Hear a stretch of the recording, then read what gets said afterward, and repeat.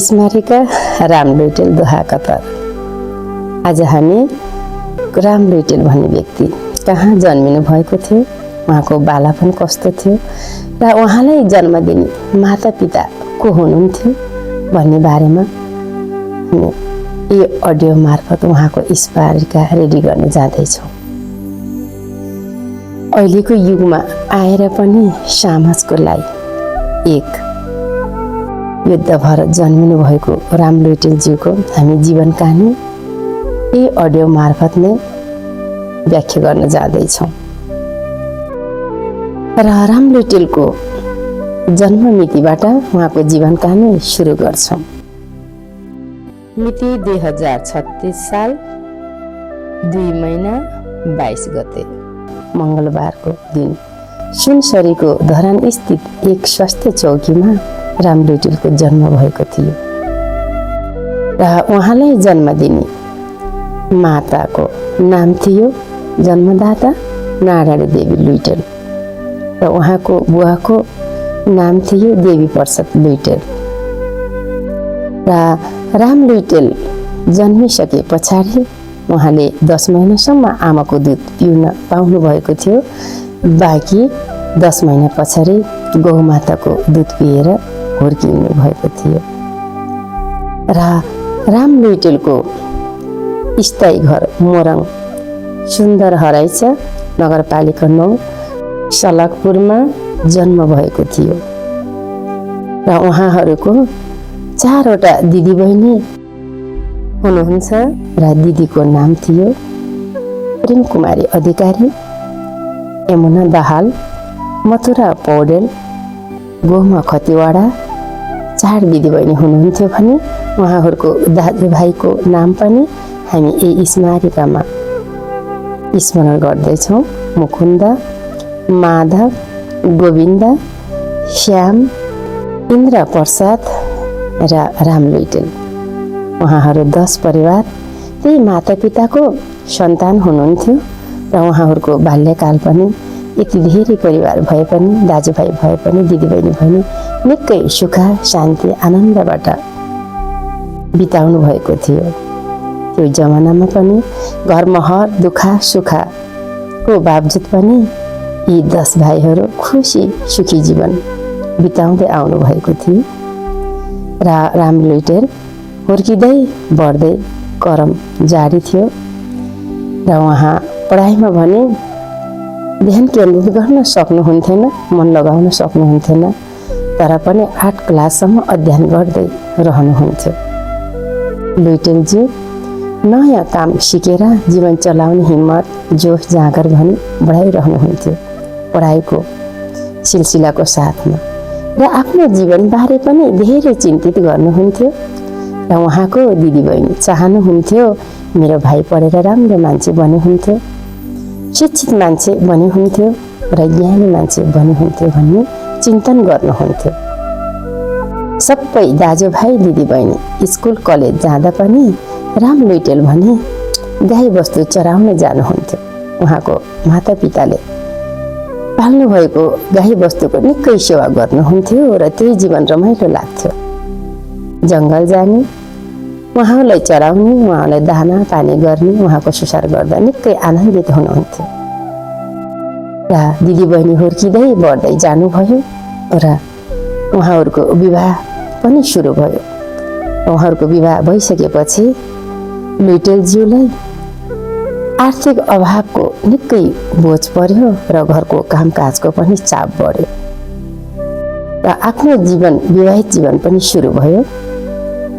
र सबैको लालन पालनको र आर्थिक अभावको कारण राम लुइटेल विदेशी नै योजना बनाउनु भयो। राम लुइटेल विदेशको सिलसिलामा 2004 अप्रिल 19 मा पहिलो पटक दोहा कतर जानलाई निस्किनु भयो। विवाह गरेको लगातै विदेशिएका राम लुइटेल पहिलो पटक कतारको बसाइ निकै कष्टकार अवस्थामा बिताउनु भएको थियो। त्यति मात्रै नभएर 1 महिना जेल सजाय पनि भोग्नु परेको थियो। र त्यो अवस्थामा राम लुइटेलले नेपाल फर्किने योजना गरेको बताउनुभयो र नेपाल आइसकेपछि अझै गाह्रो गाह्रो झन गाह्रो भएको महसुस पनि व्यक्त गर्नुभयो। फेरि अर्को कम्पनीमा सम्झौता गरेर दोस्रो पटक फेरि कतार जाने योजना गराउनु भएको थियो र यस पटक भने काम निकै राम्रो मिलेको थियो। तर 18 महिनासम्म निरन्तर काम गर्नुभयो र 18 महिनापछि उहाँको शरीरमा गम्भीर बिमार देखा परेको थियो। यो बिमारको अनुसार उहाँले आफ्नो शरीर निकै कमजोर भएको महसुस गर्ने बताउनु भएको थियो भने मन साह्रै निराशा पनि थियो।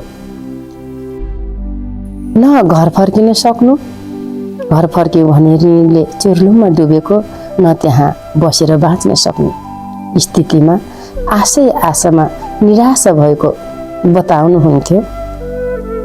र लुइटेलजीको 6 महिनासम्म निकै कठिनाइ समय बित्यो। एकान्तमा बसेर रुन्थे। कहिलेकाहीँ भगवानसँग एकान्तमा मनका कुराहरू पोख्थे भने कहिलेकाहीँ देवी देवतालाई भाकल गर्थे। कहिले गायत्री मन्त्र जप्थे भन्ने बताउनुहुन्छ। उहाँले अझै भन्नुहुन्छ, कति अस्पताल धाएँ, कति औषधि खाएँ, तर म जस्तोको तस्तै भएँ। न त परिवारले भन्न सकेँ, न त म त्यहाँ खुसीले बाँच्न सकेँ। मात्र एक खोस्ट कागजको टुक्रामा चिठीमा म ठिक छु भनेर बताउँथे। मेरो अवस्था निकै कष्टकार थियो भनेर बताउनुहुन्छ। यस्तो कहाली लाग्दो अवस्थामा गुज्रिनु भएको राम लुइटेल आफ्नो जीवनलाई एउटा युद्ध, रोगको युद्ध र आर्थिक अभावको युद्धमा झेल्दै गरेको राम लुइटेल जसोतसो आफ्नो जीवनलाई कसरी व्यस्त गर्न सक्छु, सुरक्षित राख्न सक्छु भन्ने चिन्तन गरिरहनुहुन्थ्यो। एक दिनको कुरा थियो, राम लुइटेल प्राइभेट क्लिनिकमा पुग्नुभयो। त्यहाँ पुगेर डाक्टरलाई भावविह्वल हुँदै भन्नुभयो, डाक्टर साहब, मेरो जीवन निकै कहाली लाग्दो भयो। मलाई अचानक धेरै ठुलो समस्या आयो, यो के कारणले हो भनेर आफ्ना कुराहरू राख्नुभयो र डाक्टरले बोधपूर्वक उहाँलाई सम्झाउनु भयो, जीवनमा दुःख सुख त आइपर्छन् र हजुरको समस्या हामी हजुरलाई भन्नेछौँ, नआत्तिनुहोस् भनेर डाक्टरले आत्मा सुझाव दिइसकेपछि लुइटेलज्यू आनन्द शान्तले रहनु भएको थियो र डाक्टरले उहाँलाई बताउनु भयो, हजुरको समस्या मानसिक समस्याकै कारणले यो समस्या भोग्नु परेको हो। अहिले हालको हजुरको यो समस्या जटिल डिप्रेसनको समस्या हो भनेर डाक्टरले बताउनु भयो। लुइटेलजीले यो सुनिसकेपछि आफ्नो मन निकै विचलित भएको भेट्नुभयो र भावुक हुँदै रुन थाल्नुभयो। आफूलाई आँसुमा बगाउँदै बगाउँदै लुइटेलजीले आफ्नो जीवनलाई रुँदा रुँदा भित्री हृदयबाट मैले केही न केही गर्नुपर्छ, म आफ्नो जीवनलाई यो समस्याबाट बाहिर निकाल्नुपर्छ भन्ने उद्देश्यले लुइटेलजी त्यो क्लिनिकबाट बाहिर निस्किनुभयो र कुनै एउटा पुस्तक पसलमा पुग्नुभयो। त्यहाँ पुगेर साधना हेल्थ बुक भेट्नुभयो। त्यसमा योग, श्वास प्रश्वास, ध्यानको बारेमा लेखिएको थियो र प्रत्येक दिन त्यो बुकलाई अध्ययन गर्दै गर्दै जानुभयो र त्यो पुस्तकको अध्ययनले उहाँले आफूलाई समस्याबाट केही न केही माथि उठेको महसुस गर्नुभयो र दिन प्रतिदिन निरन्तर अभ्यासले उहाँले सोच्नुभयो, अब मेरो बाँच्ने कला योग, ध्यान, प्राणायाम बाहेक अरू केही पनि रहन्छ भन्ने बुझ्नुभयो। र लुइटेलजीले दिमागमा यो सोच पनि राख्नुभयो कि म ढलेको मान्छे, आखिर योग, ध्यान, प्राणायामबाट मेरो जीवन केही न केही माथि उठेको महसुस भयो। अब मैले अरूलाई पनि यो ज्ञान सिकाउनु पर्छ म जस्तो ढलेको हजारौं छन्, उहाँको उद्धार पनि गर्नुपर्छ भन्ने भित्री हृदयबाट आवाजले गुनगुनाउनु भयो। र 2012मा आकाश होइन धरती नै छुने लक्ष्य लिएर लुइटेलजी विदेशबाट स्वदेश फर्किनु भयो र आफ्नै देशमा केही न केही गरेर जीवन उपार्जन गर्नुपर्छ भन्ने सोच राख्दै नेपाल फर्किनु भयो। र नेपाल फर्किसकेपछि आफूलाई निरन्तर पेन्टिङको काममा लगाइरहनु भयो। तर घर खर्च, लालन पालन, परिवार पालन पोषण गर्नुपर्ने जटिलताले गर्दा उहाँको जीवन र त्यो आर्थिक अभावको तालमेल निकै फरक पर्यो, मिल्नै सकेन। उहाँले मुस्किलले आफू बस्ने एउटा घरको छानो पनि तयार गर्नुपर्ने अवस्था थियो। जसो तसो पेन्टिङ काम गरेर सानो घर त बनाउनु भयो, तर आफू ऋणमा चुर्लुमै डुबेको महसुस पनि बताउनुहुन्छ। र यो आर्थिक अभावकै कारण फेरि पनि लुइटेलजी दोहा कतार नै जाने योजना गर्नुभयो। आफू बसेको ठाउँ, त्यहीमा कष्टकार भोगेको ठाउँ, कहीँ कतै समस्याले ढलेको ठाउँ र आर्थिक अभाव हुँदा 2-4 पैसा त्यही कमाएर उठेको ठाउँ, त्यही ठाउँको याद गरेर फेरि पनि त्यही फर्किने योजना गर्नुभयो। र त्यहाँ फर्किसकेपछि उहाँले व्यक्तिगत विषय लगाएर जुन ठाउँमा पुग्नु भएको थियो पछिल्लो पटक झन गाह्रो भएको महसुस गर्नुभयो। कोठा भाडा, खर्च, घर खर्च सबै आफै सम्हाल्नु पर्ने भएको कारणले उहाँको जिम्मेवारी निकै चर्को भएको बताउनु भयो। र यो जिम्मेवारी हुँदाको बावजुद पनि आफ्नो जटिलतालाई निहाल्दै जीवन चलाइरहनु भएको लुइटेलजीले त्यसैको बीचमा उहाँलाई घरबाट निकै अप्रिय घटना फेरि सुन्नु पर्यो। राम लुइटेलज्यूको साहिलो चाहिँ दाजुको निधन भएको खबरले उहाँलाई निकै भावुक बनायो। र त्यही चोट रहँदा फेरि केही समयपछि लुइटेलज्यूको बुबा बित्नुभयो भन्ने खबरले फेरि उहाँलाई झन पीडा थपिँदै जान थाल्यो। 2वटा गहिरो चोटकै कारण उहाँको मन निकै चिरियो। र बुबा बितेको 4 दिनमै लुइटेलजी फेरि दोहा कतार छाडेर आफ्नो घर पुग्नुभयो। र बुवाको क्रियाकाजपछि उहाँ निरन्तर 1 वर्ष त्यही रहनुभयो। र फेरि 1 वर्षपछि फेरि आर्थिक अभाव र ऋण झन बढ्दो क्रमको कारण फेरि विदेशी सोच बनाउनु भयो। र लुइटेलजी फेरि कतार नै पुग्नुभयो। र त्यही बेला कोरोनाले बिग संसार सिद्धाएको अवस्था थियो। चारैतिर कामहरू रोकिएका थिए, आम्दानी बन्द थियो।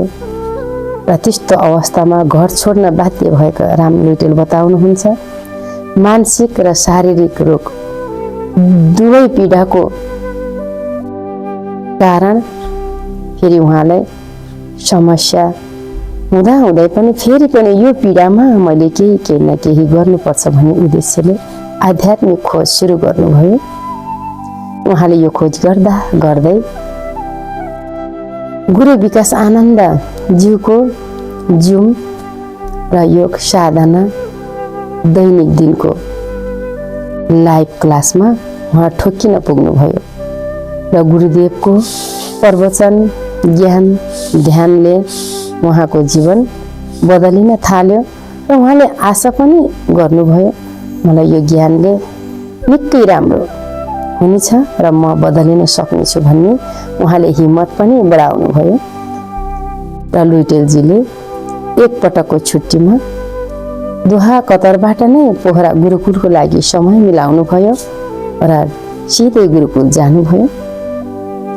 र त्यहाँ पुगेर गाभा साधना 21 दिन गरिसकेपछि बल्ल मात्र घर फर्केको बताउनुहुन्छ। र 21 दिनको ध्यान साधनाले आफ्नो जीवन निकै उल्लासमय र धेरै परिवर्तन भएको उहाँले भेट्नु भएको बताउनुहुन्छ।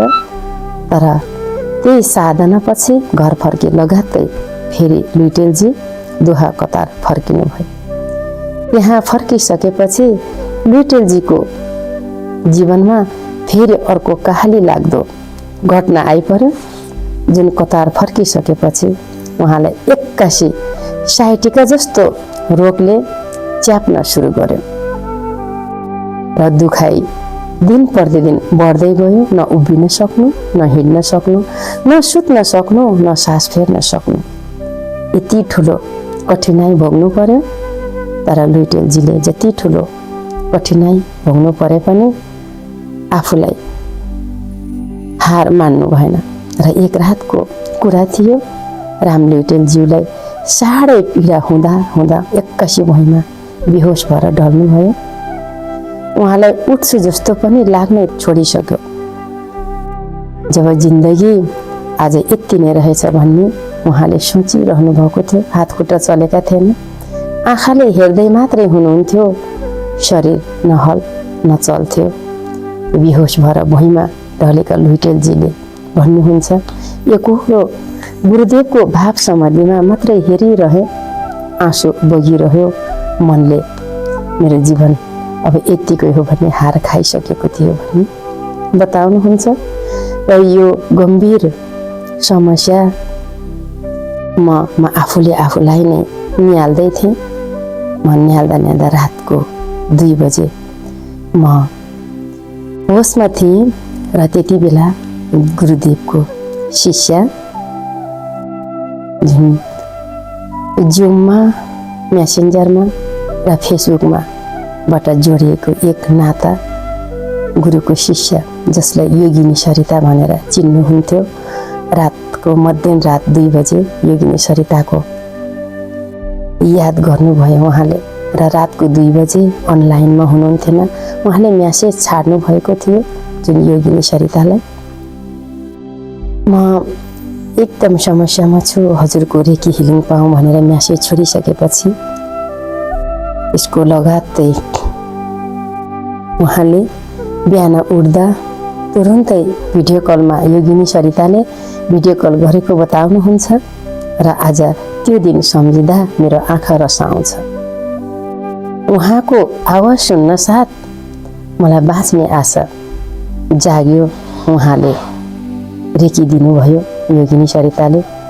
म हल्का त्यान्द्रामा गएँ र अर्को दिन म हल्का उठ्न सक्ने भएँ र साथीहरूले हस्पिटल पुर्याउनु भयो र हस्पिटल पुगेर इन्जेक्सनको माध्यमबाट म उठ्न सक्ने भएँ र 7 दिनसम्म चल्न सक्ने भएँ। 7 दिनपछि म निरन्तर योगिनी सरिताजीको रेकी हिलिङ, गीता म्याम, निलसागर अमन गुरुले दिनुभएको रेकी हिलिङको कारण साँच्चै मैले फेरि आफूलाई बलियो भएको महसुस गर्न सकेँ।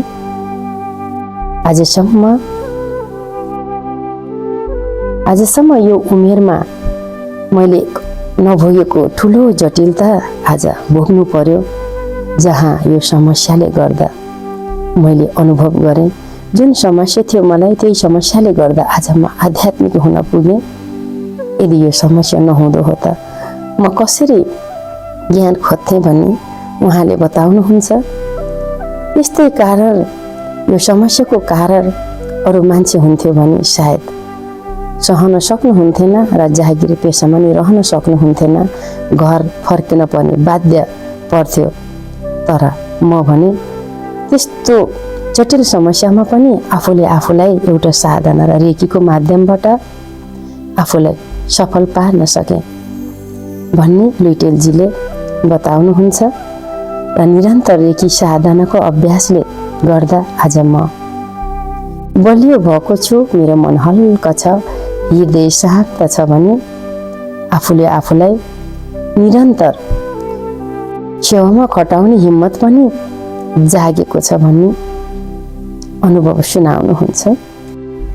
राम लुइटेलज्यू आज पनि भन्नुहुन्छ, म जहाँ भए पनि रमाउन सक्छु, चाहे घर होस् चाहे गुफा होस्, चाहे वन होस्, चाहे जङ्गल होस्, म जहाँ पनि रमाउन सक्ने भएको छु साधनाकै माध्यमबाट। कतारमा 21 वर्ष म जागिर गर्दै गर्दा पनि यी सबै अनुभवलाई एउटा किताबमा लेख्न सक्ने भएको छु। जय होस् जिन्दगी हाल पुस्तक सम्पादन भइरहेको छ र छिट्टै बजारमा पनि आउनेछ। उहाँले यति समस्याको बावजुद पनि, यत्रो जटिलताको बावजुद पनि 21 वर्ष दोहा कतारमा बसेर आफ्नो जीवनलाई निहालेर हरेक दुःख सुखको बावजुद पनि आफ्नो जीवनलाई सङ्घर्षको मैदानमा उतारेर आज एउटा बुक लेख्न सफल हुनुभएका राम लुइटेलज्यू। उहाँले अब मेरो लक्ष्य साधना, सेवा र मानव कल्याणमा लगाउने छु भनी प्रतिबद्धता पनि राख्नु भएको छ। साधनाको धेरै कुरा जोड्ने त थियो र पहिलो मेरो अनुभव गीत कविताहरूको सङ्गालो पहिलो कृति 2081 सालको दशैँमा बराङ आश्रममा नवरात्रि साधनामा गुरुदेवको हातबाट विमोचन भएको थियो र मैले एउटा ध्यान ज्ञान साधनामा लाग्दै गर्दा, एउटा मानवको उद्धार गर्दै गर्दा, आध्यात्मिक यात्रालाई सुरु गर्दै गर्दा मैले एउटा गुरुदेवको सामित्यमा रहँदै गर्दा गुरुदेवको मुहार बिन्दबाट मैले एउटा आध्यात्मिक नाम पनि प्राप्त गरेको थिएँ। हिजोसम्म राम लुइटेल भनेर चिनिने व्यक्ति आज गुरुदेवको श्रद्धा, गुरुदेवको करुणा, गुरुमाको आशीर्वादले गर्दा मैले आध्यात्मिक नाम आत्मा रमण आनन्द भनेर पाएको छु। र राम लुइटेल बताउनुहुन्छ, मान्छे जन्मले कोही महान नहुँदो रहेछ। यदि ज्ञानबाट जन्मिन सकेनौ भने यो जन्म हजारौँले पाएका हुन्, पशुले पनि, जीव जन्तुले पनि र मानवले पनि यही जन्म पाएको हो। हामीले अरूको लागि घत लाग्दो, काम लाग्दो कुनै कीर्तिवान काम गर्न सकेनौँ भने सायद जन्मले मात्रै महान हुने रहेनछ भन्ने बताउनुहुन्छ। र साधनाकै लेभलमा राम लुइटेलले आफूलाई बदलेर अरूलाई सहयोग साथ गर्ने क्रममा निकै अगाडि हुनुहुन्छ। पर्वत साधना केन्द्रदेखि लिएर संसारभरि रहेका योग आश्रम, बाल आश्रम, वृद्ध आश्रम र मानव सेवा आश्रमहरूमा धेरै सहयोग साथ गर्दै आउनुभएको राम लुइटेल भन्नुहुन्छ, आखिर एक दिन मर्नु छ, केही न केही त गर्नु छ। यदि मानव चोला लिएर आएका हौँ, हामी न त केही लिएर आयौँ न त केही लिएर जाने हो।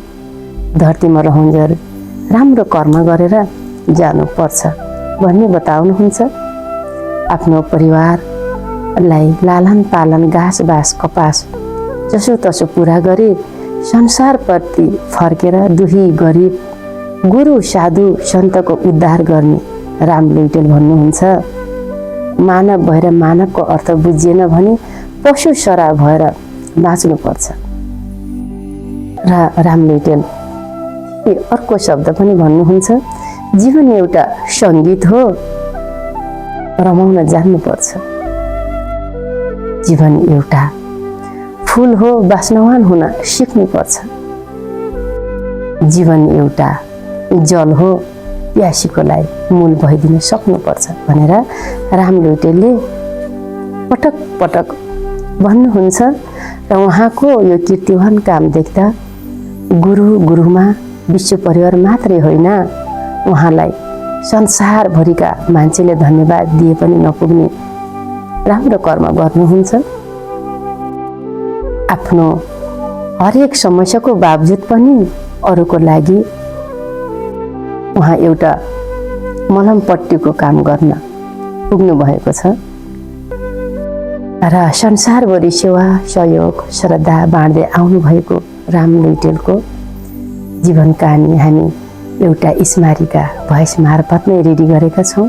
र राम लुइटेलको सम्पूर्ण परिवारलाई सुख शान्ति आनन्द होस्, स्वास्थ्य खुसी समृद्धि प्राप्त होस् र उहाँले पछिल्लो समयमा अब नेपाल फर्केर केही न केही गरेर जीवनलाई धन्य पार्नुपर्छ र नेपाल फर्किसकेपछि एउटा आध्यात्मिक पाटो नै मेरो लागि मूल मन्त्र बन्नेछ भन्ने त्यो उद्देश्य पनि जारी राख्नु भएको छ। उहाँको यो मनोकामना पुरा होस्, सदा सर्वदा जय जय होस्, कल्याण होस् र संसारभरि उहाँको गुणगान होस् र उहाँको अझै कीर्तिवान कामले शिखर चुमोस् भन्दै म योगिनी सरिता पनि अब यो भोइसबाट बिदा हुन चाहन्छु। सबैको जय जय होस्, सबैको कल्याण होस्।